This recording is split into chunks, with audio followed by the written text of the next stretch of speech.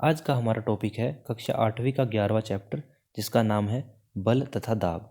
इस चैप्टर में हम बल, उसकी परिभाषा, बल के प्रकार, बल किस किस प्रकार से वस्तुओं को प्रभावित कर सकता है और दाब के बारे में पढ़ेंगे।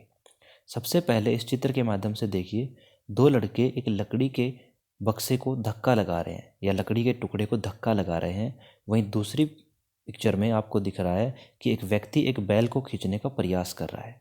तो यहाँ पर पहली सिचुएशन में धक्का लगाया जा रहा है और दूसरी सिचुएशन में खिंचाव है। तो यहाँ से बल की परिभाषा निकल के आती है हमारे पास कि बल एक धक्का अथवा खिंचाव है जो किसी वस्तु की स्थिति बदलता है या बदलने का प्रयत्न करता है। यहाँ पर धक्के को हम अभिकर्षण कहते हैं और वहीं खिंचाव को अपकर्षण कहते हैं। मैं दोबारा से इसकी परिभाषा रिपीट कर रहा हूँ। बल एक धक्का अथवा खिंचाव है जो किसी वस्तु की स्थिति बदल देता है या बदलने का प्रयत्न करता है। इस चीज़ को समझते हैं।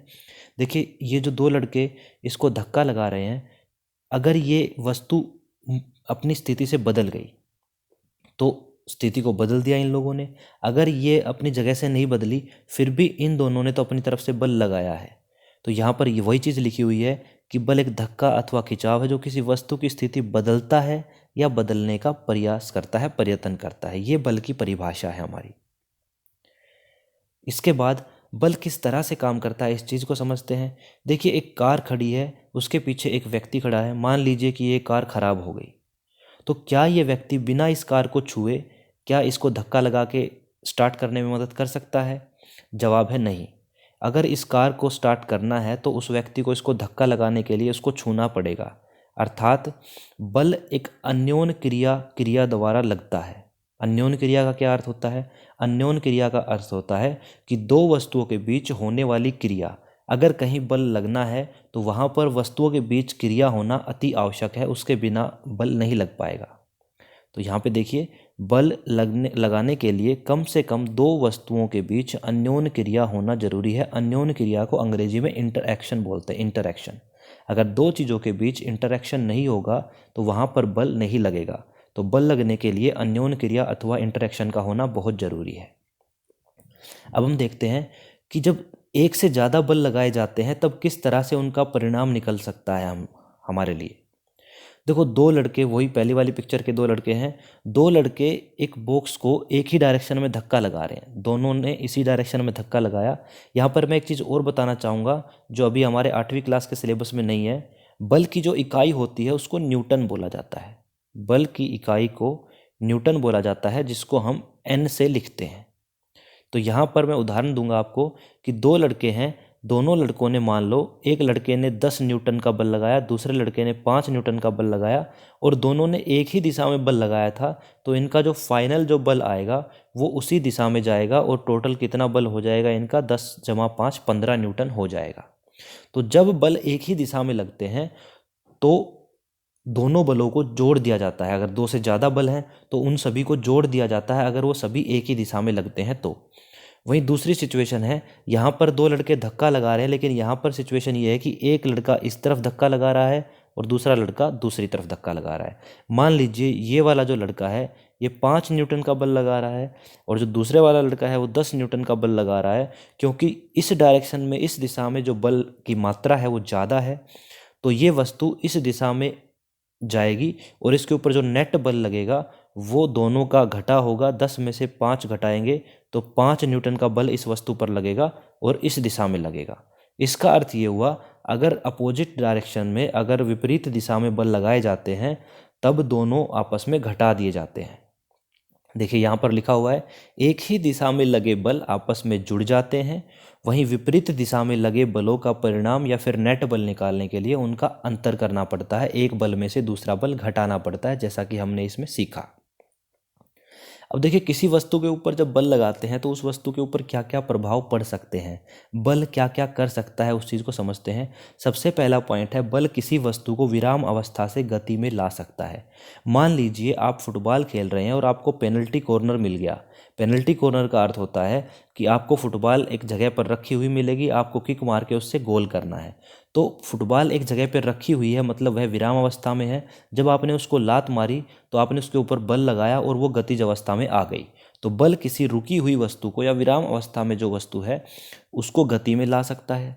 दूसरा, मान लीजिए क्रिकेट की बॉल है और आप फील्डिंग कर रहे हैं, तो बॉल आपके पास स्पीड से आएगी, चल के आएगी, लेकिन आप उसको रोक सकते हैं। या फिर जैसे कोई जो बॉल है वो फास्ट आ रही है, आप उसको धीरे कर सकते हैं। तो बल किसी गतिशील वस्तु की जो स्पीड है उसको भी चेंज कर सकता है, उसको भी कम कर सकता है। तीसरा पॉइंट है, बल गतिशील वस्तु की दिशा भी बदल सकता है। जैसे आप फुटबॉल खेल रहे हैं, एक जो आपका साथी है उसने आपकी तरफ किक मारा, आपने दूसरी दिशा में किक मार दिया, तो आपकी जो किक थी उसकी वजह से उस बॉल की दिशा परिवर्तित हो गई। तो आपने जो बल लगाया उससे उसकी दिशा परिवर्तित हो गई। तो यहाँ पर बल दिशा भी परिवर्तन कर सकता है। इसके अलावा बल वस्तु की आकृति में भी परिवर्तन कर सकता है। जैसे मान लीजिए आपके पास कोई ईंट थी, आपके पास हथौड़ी, आपने ईंट को हथौड़ी से मारा तो वो ईंट बिखर के टूट गई, उसकी आकृति में परिवर्तन हो गया। तो बल लगाने से किसी वस्तु की आकृति में भी परिवर्तन हो सकता है। ये जितने भी प्रभाव ऊपर लिखे हुए हैं इनमें से कुछ या सभी बल के कारण हो सकते हैं। मैं एक एक करके दोबारा से इनको फिर से बता रहा हूँ। सबसे पहला पॉइंट है कि बल किसी विराम अवस्था में जो वस्तु है उसको गति में ला सकता है, मतलब कोई रुकी हुई चीज़ है उसको गति में ला सकता है बल। दूसरा, अगर कोई पहले से गतिमान है तो उसकी स्पीड में बदलाव कर सकता है। पहले कोई चीज़ 10 की स्पीड से चल रही थी तो बल लगा के हम उसको 5 की स्पीड से कर सकते हैं। वहीं तीसरा पॉइंट है, बल गतिशील वस्तु को दिशा में परिवर्तन कर सकता है। कोई चीज़ इस डायरेक्शन में आ रही थी लेकिन हमने यहाँ पे बल लगा के उसको इस दिशा में कर दिया, ये करना भी बल के लिए संभव है। इसके लिए बल वस्तु की आकृति में परिवर्तन कर सकता है। अभी मैंने ईंट का उदाहरण देके आपको बताया। ये सारे या इनमें से कोई प्रभाव जो है वो बल के कारण हो सकते हैं। आइए इन्हीं को अब एक चित्र के माध्यम से समझते हैं। देखिए, गोलकीपर जो बॉल आती है उसको पकड़ के, बॉल गतिशील थी, उसको रोक देता है, उसको विराम अवस्था में ला सकता है। हॉकी खेलने वाला खिलाड़ी बल जो बॉल है उसकी दिशा में परिवर्तन कर सकता है हॉकी स्टिक से बल लगा के। इसके अलावा देखिए, कोई बॉल आ रही थी, आपने उसके सामने स्केल रोक दिया, या फिर क्रिकेट खेलते हैं तो बॉल किस दिशा से आती है और मारने के बाद बल्ला जब उसको हिट करता है तब वो बॉल किस दिशा में जाती है, तो वहाँ पे दिशा में परिवर्तन भी हो सकता है। ठीक है। उसके अलावा चलती हुई वस्तु को धीरे करना, धीरे वाली वस्तु को तेज करना, या चलती हुई वस्तु को रोकना, या रुकी हुई वस्तु को चलाना, ये सारे के सारे काम बल आसानी से कर सकता है। यहाँ पर बल के दो प्रकार होते हैं, एक को कहते हैं संपर्क बल और दूसरे को कहते हैं असंपर्क बल। संपर्क बल की परिभाषा है, जिस बल को लगाने के लिए वस्तु से संपर्क करना पड़ता है उसे संपर्क बल कहते हैं। जैसे बिना वो वाले बल जिनको हम बिना किसी वस्तु को टच किए इस्तेमाल ही नहीं कर सकते, उनको हम संपर्क बल कहते हैं। जिस बल को लगाने के लिए वस्तु से संपर्क करना पड़ता है उसे संपर्क बल कहते हैं, जैसे पेशीय बल और घर्षण बल। ठीक है, इनको समझेंगे अभी। दूसरा होता है असंपर्क बल। असंपर्क बल, जैसे कि नाम से ही पता चल रहा है कि यहाँ पर संपर्क नहीं होगा वस्तुओं के बीच में, तो इसकी परिभाषा पढ़ लेते हैं। इसकी परिभाषा है, दो या अधिक वस्तुओं के बीच लगने वाला बल वह बल जिसको लगाने के लिए संपर्क की आवश्यकता नहीं होती, जैसे चुंबकीय बल। जैसे आप देखते हो चुंबक को अगर आप एक दूसरे के पास लाते हो तो उसको बिना टच किए भी चुंबक एक दूसरे की तरफ खींची चली जाती है या फिर एक दूसरे को दूर भगाती है। तो चुंबकीय बल, स्थिर वैद्युत बल, गुरुत्वाकर्षण बल, ये सारे के सारे असंपर्क बल में आते हैं। वहीं पेशीय बल और घर्षण बल संपर्क बल में आते हैं। आइए अब एक एक करके संपर्क बल और असंपर्क बल को समझते हैं। संपर्क बल का सबसे पहला जो उदाहरण था वो पेशीय बल था। पेशीय बल को समझने के लिए हम इस चित्र का उपयोग करेंगे। देखो, अगर मुझे इस बॉक्स को हटाना है तो मुझे अपनी मांसपेशियों का बल लगाना पड़ेगा। क्या मैं इस बॉक्स को बिना टच किए इसको हिला सकता हूं इस बॉक्स को? तो ये संभव नहीं है। अगर मुझे इस बॉक्स को हिलाना है तो उसको टच करना जरूरी है, इसीलिए इसको हमने संपर्क बल में रखा है। ये है पेशीय बल। वहीं एक दूसरा प्रकार जो आपको बताया, घर्षण बल। घर्षण बल क्या होता है? देखिए, सबसे पहले समझ लेते हैं घर्षण बल होता क्या है। आपने कई बार देखा होगा, अगर आप खेल रहे हैं तो फुटबॉल आप खेल रहे हैं तो फुटबॉल को आपने लात मारी, लेकिन किसी ने रोका भी नहीं बॉल को, लेकिन कुछ समय बाद उसकी स्पीड कम हो जाएगी और थोड़ी देर के बाद वो अपने आप रुक जाएगी। तो ऐसा कैसे हो गया? किसी ने बल तो नहीं लगाया उसके ऊपर बाहर से कि वो अपने आप रुक गई। तो किसी ने बाहर से बल भले ही ना लगाया हो, लेकिन धरती उसके ऊपर जो बल लगा रही है उसको हम घर्षण बल कहते हैं। देखिए, इस दिशा में हमने फुटबॉल को किक मारी थी, फुटबॉल को इसी दिशा में जाना था अगर उसके ऊपर घर्षण बल नहीं लगता, लेकिन यहाँ पे क्या हुआ, धरती ने उल्टी दिशा में एक बल लगाया, जिसकी वजह से धीरे धीरे करके फुटबॉल की स्पीड कम होती गई और फाइनली वो फुटबॉल जाके रुक जाती है। इसको हम घर्षण बल कहते हैं। और घर्षण बल भी तभी आता है फील्ड में जब वहाँ पर टच होता है। बिना संपर्क के ये दोनों के दोनों बल नहीं आ सकते। तो पेशीय बल और घर्षण बल जो हैं वो संपर्क बल के उदाहरण हैं। वहीं अब देखते हैं असंपर्क बल क्या होते हैं। असंपर्क बल देखिए, चुंबक का हमने उदाहरण दिया था। चुंबक के जो एक जैसे पोल होते हैं वो एक दूसरे को रिपेल करते हैं। इस केस में ये वाली जो चुंबक है जो पेंसिल के ऊपर रखी हुई है, ये उस दिशा में जाएगी, लेकिन आप देख रहे हो कि इन दोनों चुंबकों के बीच में कोई भी संपर्क नहीं है। वहीं दूसरे वाले केस में ये वाली चुंबक अंदर की ओर आएगी, इसकी तरफ आकर्षित होगी, लेकिन यहाँ पर भी आप देख रहे हो कि इनके बीच में कोई भी संपर्क नहीं है। तो ये एक असंपर्क बल का उदाहरण है। सबसे पहला चुंबकीय बल। इसके बाद दूसरा, आप ये एक्सपेरिमेंट अपने घर पे कर सकते हो। एक प्लास्टिक का कंघा लीजिए, उसको अपने सूखे बालों में अगर लगाएंगे और उसको कागज़ के छोटे छोटे टुकड़ों के पास लेके जाएंगे, तो कागज़ के जो टुकड़े हैं वो उस कंघे की तरफ आकर्षित होकर उससे चिपक जाएंगे। ये जो बल है ये कहलाता है स्थिर वैद्युत बल। ये बल किस तरह से काम करता है? ये बल तब काम करता है अगर किसी चीज़ के ऊपर कोई चार्ज आ जाता है और दूसरी चीज़ के ऊपर उसका उल्टा चार्ज होता है, या फिर कोई चार्ज नहीं होता है, तो वो एक दूसरे को अपनी तरफ खींचते हैं। तो यहाँ पर भी इस बल को लगने के लिए, जैसे कागज़ तो नीचे गिरे हुए हैं, कंघा ऊपर है, लेकिन फिर भी कागज़ अपने आप कंघे की तरफ जा रहे हैं बिना उसको छुए। शुरू में छू नहीं रहे हैं, बल उसके ऊपर पहले ही लग रहा है, उसके बाद उसको जाके वो चिपक जा रहे हैं। तो ये कहलाता है स्थिर वैद्युत बल। ये भी असंपर्क बल का एक उदाहरण है। इसके बाद हमारे पास आता है गुरुत्वाकर्षण बल। जैसा कि आप जानते हो, गुरुत्वाकर्षण बल किसी भी दो जो भी बॉडीज होती हैं उनके बीच लगता है।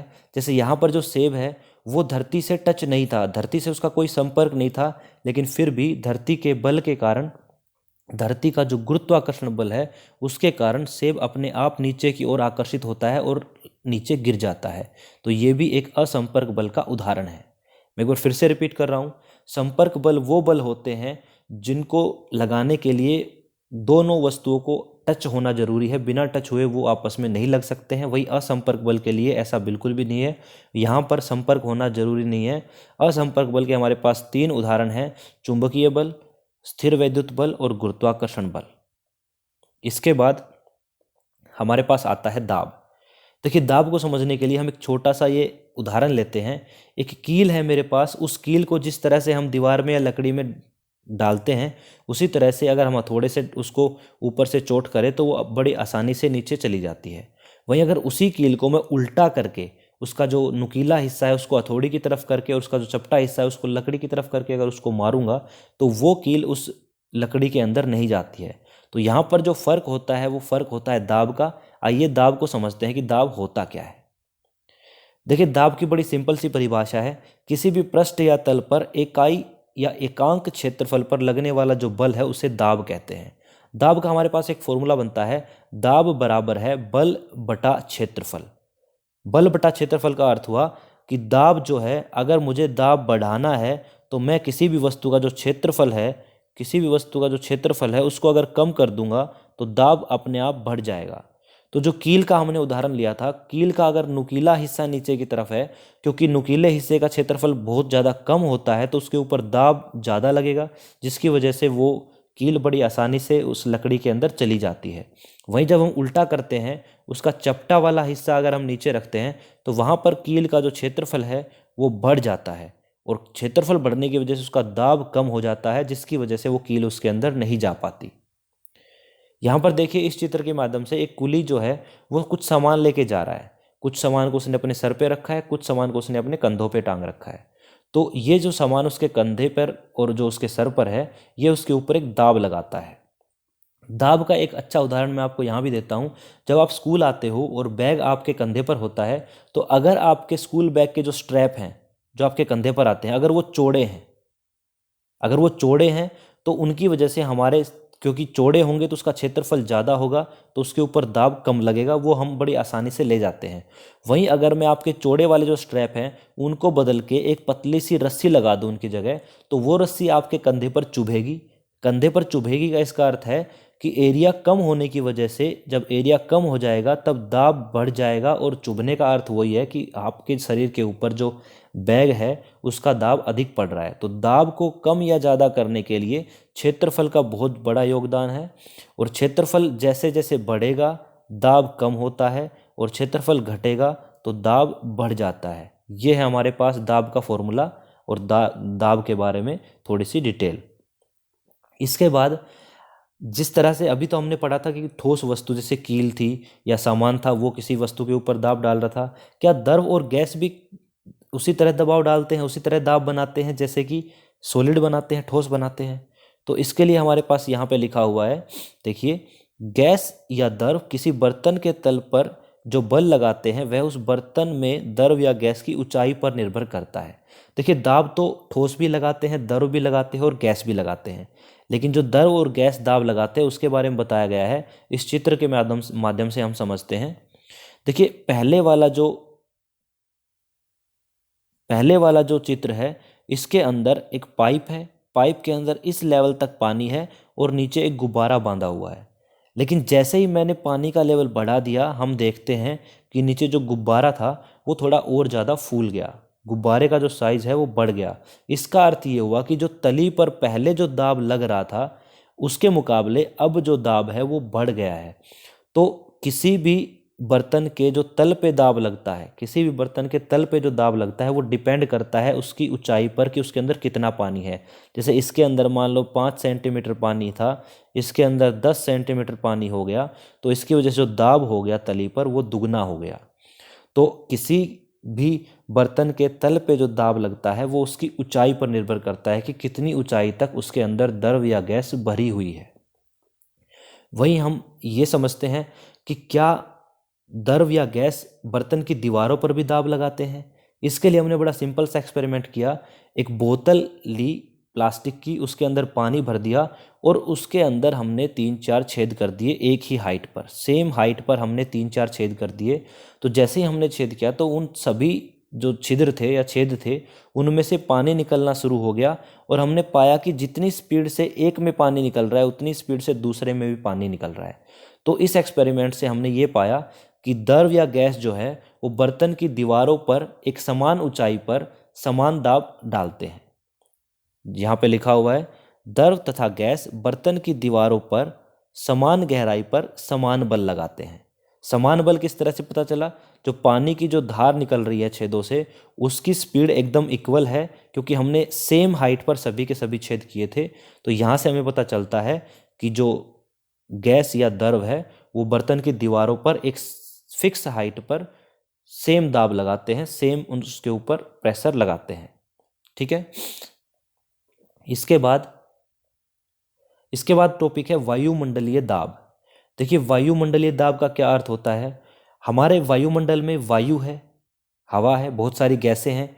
वो हवा या गैसें जो दाब लगाती हैं उसे हम वायुमंडलीय दाब कहते हैं। बड़ी सिंपल सी भाषा में देख लीजिए, यहाँ पर हमारे वायुमंडल में चारों ओर वायु है, इस वायु द्वारा लगाया गया दाब वायुमंडलीय दाब कहलाता है। जो वायु हम लोगों के ऊपर या किसी भी पृथ्वी पर जो भी वस्तु है, जीव है, उसके ऊपर जो दाब लगाती है उस दाब को हम वायुमंडलीय दाब कहते हैं। ये दाब लगता क्यों है उसके लिए देख लीजिए। देखिए, जो हवा है, जैसे मैंने यहाँ पे जो चित्र दिखाया है, एक पाइप जैसी संरचना लगा दी मैंने, इसके ऊपर जो हवा के जो छोटे छोटे कण हैं इनके ऊपर पृथ्वी अपनी ओर गुरुत्वाकर्षण बल लगाती है, और जितना गुरुत्वाकर्षण बल इसके ऊपर लगाती है उतना ही ये जो कण है वायु के वो हम लोगों के शरीर के ऊपर दाब लगाते हैं। इसी को हम वायुमंडलीय दाब कहते हैं। यहाँ पे देखिए, वायुमंडलीय दाब वायु पर लगने वाले गुरुत्वीय बल के कारण होता है। वायु के जो कण हैं उसके ऊपर गुरुत्वाकर्षण बल लगेगा और वो बल जो है वो वायुमंडलीय दाब लगाएगा। और वायुमंडलीय दाब इतना अधिक होता है हमारे, ये देख लीजिए यहाँ पर इस वाले पॉइंट में, हमारे शरीर पर लगने वाला वायुमंडलीय दाब बहुत अधिक होता है। आप मान के चलिए इतना अधिक होता है कि ये हमारे शरीर को पिचका सकता है, दबा सकता है बड़े आसानी से, परंतु ये हमें देखो महसूस भी नहीं होता। इतना ज़्यादा होने के बाद भी हमें महसूस भी नहीं होता, क्योंकि हमारे शरीर के अंदर भी एक दाब होता है। हमारे शरीर के अंदर भी एक दाब होता है जो इस वायुमंडलीय दाब के समान होता है और वो उसको बैलेंस कर लेगा। देखो हम इसी चित्र के माध्यम से इसको थोड़ा सा समझने की कोशिश करते हैं। वायुमंडलीय दाब हमें चारों ओर से, यहाँ से भी प्रेशर दे रहा है, इधर से भी प्रेशर दे रहा है, इधर से भी दाब है, इधर से भी दाब है, इधर से भी दाब है, इधर से भी और इधर से भी। लेकिन इससे हमारा शरीर पिचक नहीं जाता, हम जैसे हैं वैसे के वैसे रहते हैं। इसका कारण ये है कि हमारे शरीर के अंदर भी एक दूसरा दाब है जो बाहर की ओर है, जो बाहर की ओर काम करता है। जहाँ पे वायुमंडलीय दाब नीचे की ओर काम कर रहा है, वहीं हमारे शरीर का दाब ऊपर की ओर काम करेगा। जहाँ पे ऐसे जैसा भी वायुमंडलीय दाब है उसके बिल्कुल अपोजिट दिशा में हमारे शरीर के अंदर, और हमारे नहीं सभी जीवों के शरीर के अंदर भी एक दाब होता है, जिसके कारण दोनों के दोनों बैलेंस हो जाते हैं और जिसके कारण हम लोग पिचक नहीं पाते। ठीक है, यह है वायुमंडलीय दाब। इसके बाद वायुमंडलीय दाब की ताकत को समझने के लिए हमारे पास दो एक्टिविटी है। एक तो चूसक है। चूसक आपने जरूर कहीं ना कहीं देखा होगा, इस चीज़ को हम चूसक कहते हैं। अगर इसके बीच की सारी हवा, ये रबड़ की एक संरचना होती है, अगर इसकी सारी बीच की हवा निकाल के हम इसको किसी वस्तु के ऊपर या दीवार के ऊपर चिपका दें तो इसको उतारना बड़ा मुश्किल हो जाता है। उसके पीछे का साइंस समझते हैं कि ये ऐसा होता क्यों है। देखिए, जैसे ही हम चूसक के अंदर की सारी हवा निकाल देंगे और उसको यहाँ पे चिपका दिया तो इसके ऊपर जो वायुमंडलीय दाब है, क्योंकि वायुमंडलीय दाब बहुत अधिक होता है, तो उसके अधिक होने के कारण अब इतना फोर्स इसके ऊपर लगेगा कि इसको यहाँ से निकाल पाना बहुत ही मुश्किल है। ऐसा ही एक एक्सपेरिमेंट बहुत साल पहले, करीब 17वीं शताब्दी में एक साइंटिस्ट ने किया था। उसने धातु के दो अर्धगोलाकार टुकड़े लिए और उसके बीच की सारी हवा निकाल दी और फिर उनको आपस में चिपका दिया। अब चिपकाने के बाद क्या हुआ, देखो, जब बीच के अंदर इनके बीच में कोई हवा नहीं है तो इसके बीच में कोई दाब नहीं है, लेकिन बाहर से इसके ऊपर वायुमंडलीय दाब बहुत ज़्यादा प्रभाव डाल रहा है। तो उसकी वजह से ये इतने ज़्यादा चिपक गए कि इनको अलग करने के लिए दोनों साइड 8-8 घोड़े लगाए, उसके बाद भी ये दोनों के दोनों गोले अलग नहीं हुए। तो इससे आप वायुमंडलीय दाब का जो बल है या उसका जो परिमाण है उसका अंदाज़ा लगा सकते हैं कि कितना ज़्यादा हो सकता है। ठीक है, यहाँ पर हमारा ये चैप्टर ख़त्म होता है। सभी का यहाँ तक वीडियो देखने के लिए बहुत बहुत धन्यवाद।